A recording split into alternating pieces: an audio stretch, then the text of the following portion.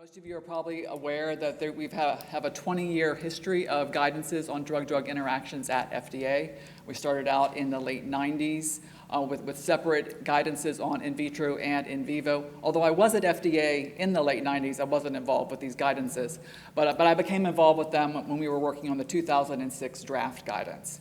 And in 2006, we combined in vitro and in vivo together, and that's when we first started talking about transporters and drug interactions, and we introduced PGP to the story then.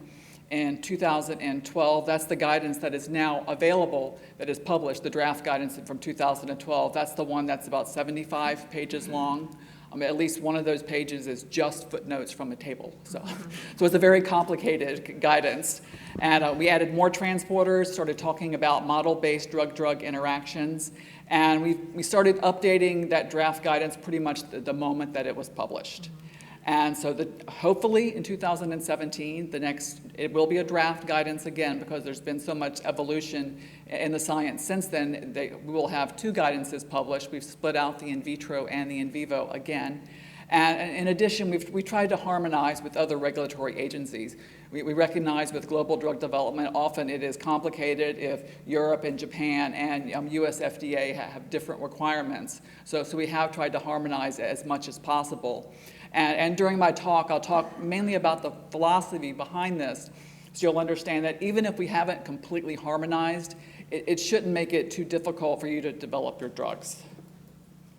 So the theme today, this is the forest, and what you have in the forest, you have trees and you have weeds. So I'm going to talk about the forest, the trees, and the weeds. So what is in the forest? The forest is the big picture, and the forest, hopefully, is constant. It's always there. The trees represent the key issues. They can change, but they're slow to change. And the weeds are the details. So such as the details that Kathy just talked about. There's a lot of evolution in our understanding of transporters. And if we waited until we understood everything to publish our next draft guidance, we would never publish our next draft guidance. So we have to be willing to just accept that. There are going to be things that are changing all the time. They are subject to change. But when I was choosing my clip art for this picture, I did make sure when I chose a picture of the weeds that they're at least pretty. So the weeds are there, they grow fast, but they don't necessarily have to be ugly.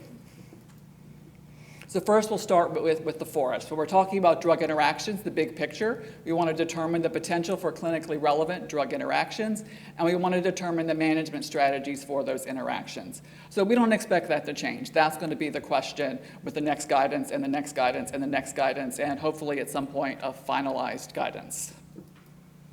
The trees, so things that might change a little bit, but they'll probably stay fairly constant. We want to know whether the investigational drug alters the PK of other drugs. We want to know the other direction of the drug interaction. We want to know the magnitude. We want to know the clinical significance. And we want to understand how to specifically manage those drug interactions. And then we get into the weeds. And there are a lot of weeds. I've just named a few of them. The specific inhibitors, substrates, and inducers. They're the cutoff values to go from in vitro to in vivo. They're the equations, the specific transporters. As you just heard, there are different transporters that are considered all the time. So we have to accept that these things are going to change, that they change daily. So how do we navigate this process? How do we navigate our way out of the forest? Well, we need to consider clinical relevance. We need to have a good strategy. We need to keep good science in mind all of the time. And then in the end, we have to communicate the information. So the drug interaction mechanisms that I will be talking about, it's inhibition or induction of enzymes and transporters. We understand there are other mechanisms of drug interactions, but the two guidances that we're working on now, those are the mechanisms that they address.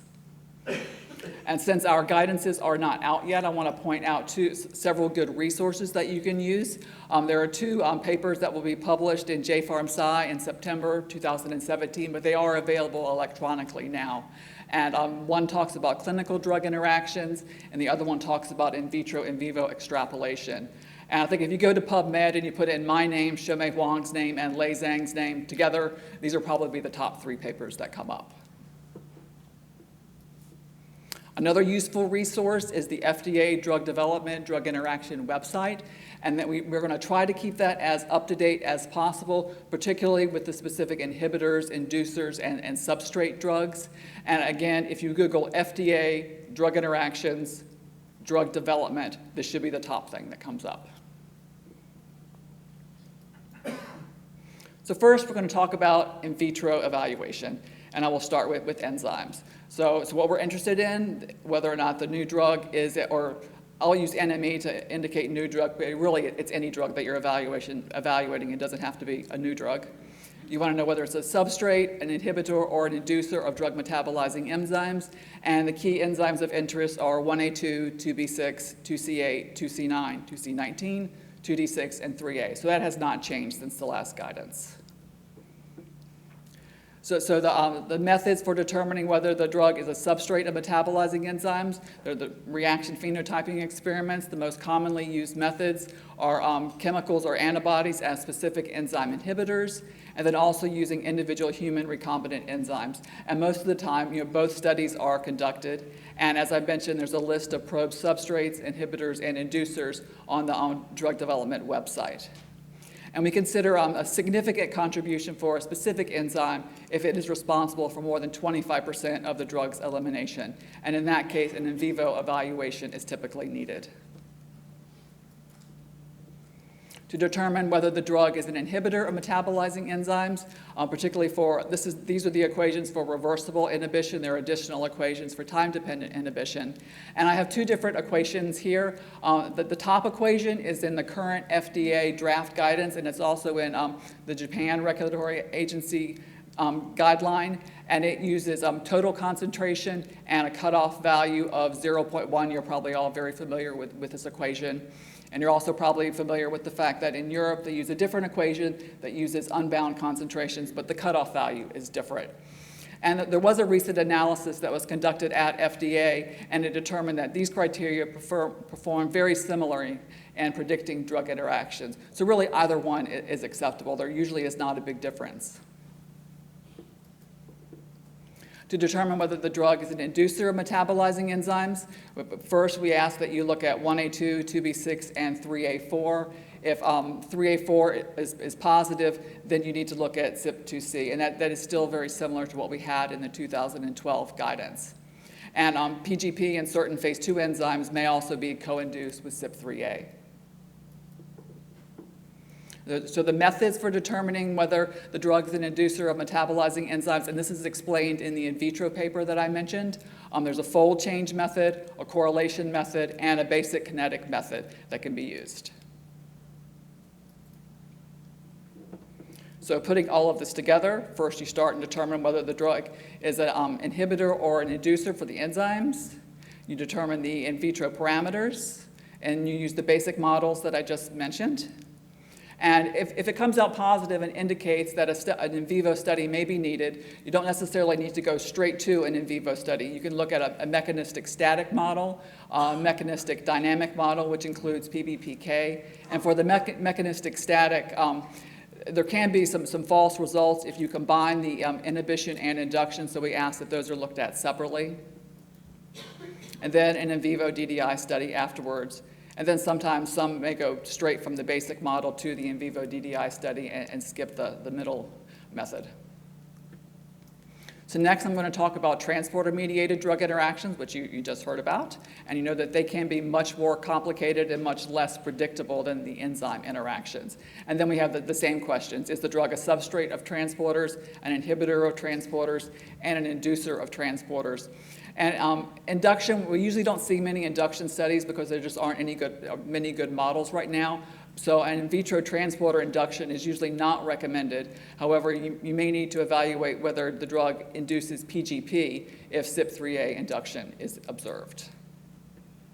So starting with whether or not the drug is a substrate of transporters, the question is, does the drug level depend on a given transporter? So in vitro assessment, things to consider for the specific drug are the route of elimination, the rate limiting step for elimination, and then maybe physicochemical properties and the structure of the drug. If there are other drugs with similar structure that you know are substrates, you may want to evaluate it there.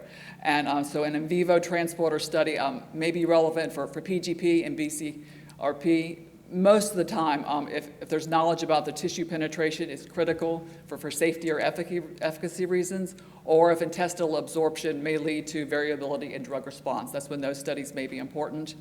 OATP 1B1 and 1B3 if there's hepatic uptake, and OAT1, OAT3, OCT2, and MATE if there's active renal secretion or concerns about renal toxicity.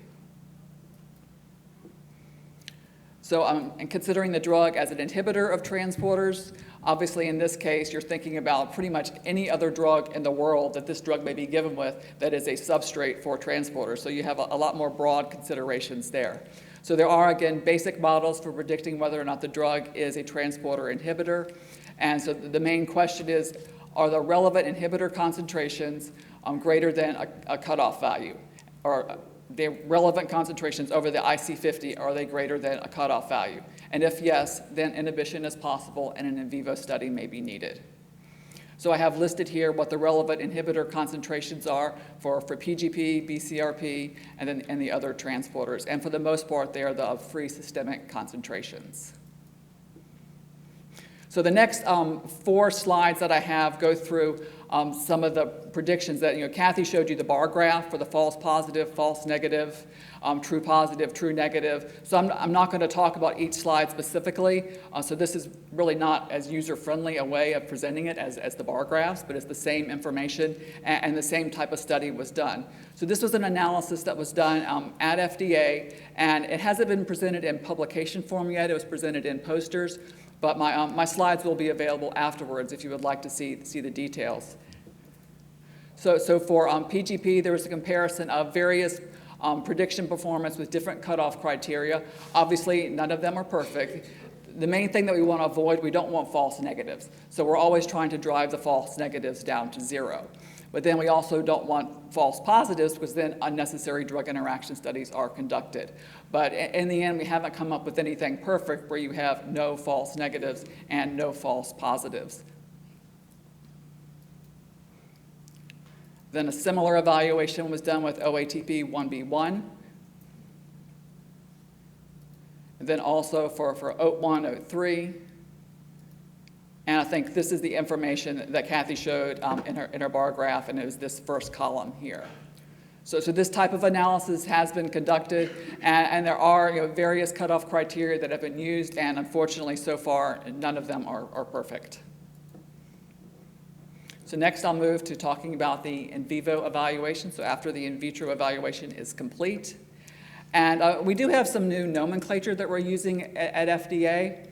And so the types of drug interaction studies in vivo that we talk about are prospective and retrospective, index studies, which is a little bit new terminology, which I will talk about, concomitant use studies, and in silico studies.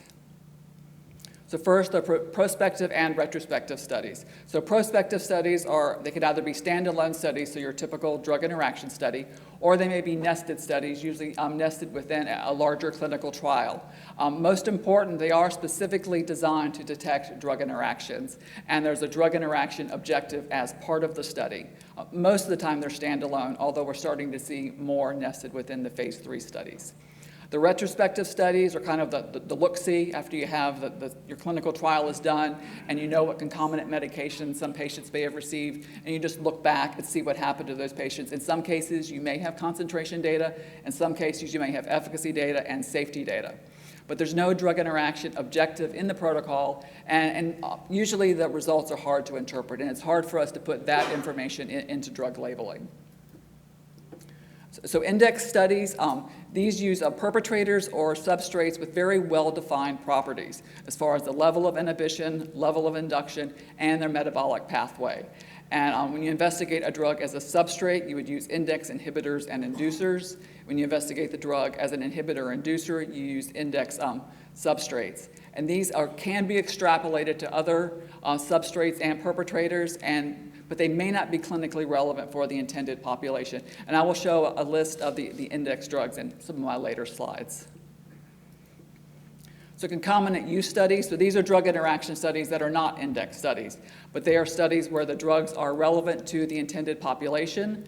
Usually they're conducted because there's a potential to interact, there's an expected mechanism of drug interaction. In some cases, it's just because the drugs are going to be given together and there may not be an anticipated mechanism. And a lot of times it may be difficult to extrapolate to other drug pairs or other drug groups. So they really are conducted just because it's important to know what happens when those 2 or 3 drugs are administered together. And then newer in silico DDI studies. So we are accepting PBPK evaluations to evaluate drug interactions. And in many cases, maybe not many, in some at this point, in some cases, PBPK models can replace in vivo studies. And there is information about drug interactions in labels currently that did come from PBPK evaluations. It is important, obviously, if we're going to make clinical recommendations based on these studies, that the model is verified by comparing a clinical and PBPK evaluation for the same interaction and ensuring that you get the same results.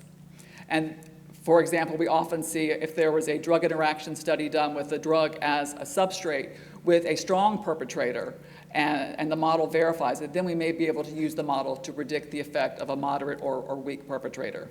And there are some labeling examples, and I will show you one. So this is for a CYP3A substrate, and in vivo studies were conducted with a strong 3A inhibitor, ketoconazole, and a strong 3A inducer, rifampin. And when it was administered with ketoconazole, the AUC increased 2.2-fold, Cmax increased 1.5-fold, and with rifampin, AUC decreased 72%, and Cmax decreased 54%. So then there was a PBPK evaluation, and that indicated that with a moderate inhibitor, erythromycin, AUC would increase 1.8-fold, and 1.8-fold at 14 days and 2.8-fold at 4 months. And then there was also an evaluation with a moderate inducer. And this information, both for the studies that were conducted and also for the PBPK prediction, those are in the drug label. And there are other similar examples for information that is in drug labeling.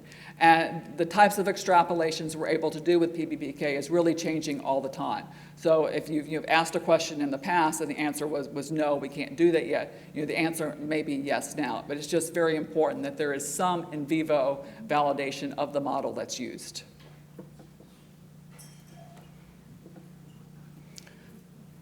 So considering the investigational drug as a CYP substrate, I mentioned the index inhibitors and index inducers. So you start usually with a strong inhibitor and a strong inducer, which is considered the worst case scenario. If there's no clinically significant drug interaction at that point, you can stop. But if there is a clinically significant interaction, then you would evaluate maybe a moderate inhibitor or inducer, or consider relevant concomitant medications that may be given with the drug. Or you can also evaluate if it's a polymorphic enzyme, poor metabolizers versus extensive metabolizers may sometimes be appropriate. And these are the index inhibitors and index inducers that are available on the FDA drug development, drug interaction webpage now. The way we came up with these, this does not include every single strong inhibitor and every single strong inducer that you may have seen on FDA lists in the past. We used to have a very long list, and there really was no recommendation as far as which one to use for drug interaction studies. But these drugs, they aren't all pure inhibitors, they aren't all pure inducers, and there are many times where you may do, if you pick maybe a strong inhibitor that's not on this list and do a drug interaction study, it might not be predictive of drug interactions. And we found that that was an issue. So there was a very systematic evaluation within the FDA of different pairs of interactions, so substrates and inhibitors, and we looked for consistency of results. And at this point, I would consider, that's why I have a picture of the weeds here. They may change. We may have additional drugs that we add over time. We hope that we don't take these off the list, because a lot of work was conducted to end up with this list, but it doesn't guarantee that there aren't other drugs that could be added to the list over time. And if you're evaluating the investigational drug as an inhibitor or an inducer of CYP enzymes, then you start with the most sensitive index substrate, which we consider worst case. If there's not a significant interaction, you can stop at that point. And if there is, then you would consider relevant concomitant medications. And the substrates may not be specific for one enzyme, and they may also be substrates for transporters. So then you really need to consider the selectivity of the investigational drug for the enzymes that's being studied. And this includes the list of sensitive index substrates that is now on the FDA drug interaction website. And the same systematic review that we use for the perpetrators, it also contributed to this list for the substrates. So next we move to the investigational drug as a substrate for transporters. And so I showed the same information before. So this is when an in vivo transporter drug interaction study may be relevant. It depends on how the drug is eliminated and also the importance of tissue concentrations. So the investigational drug as a substrate of transporters, you would conduct a DDI study with a known inhibitor. You would select the inhibitor based on the specific goal of the study.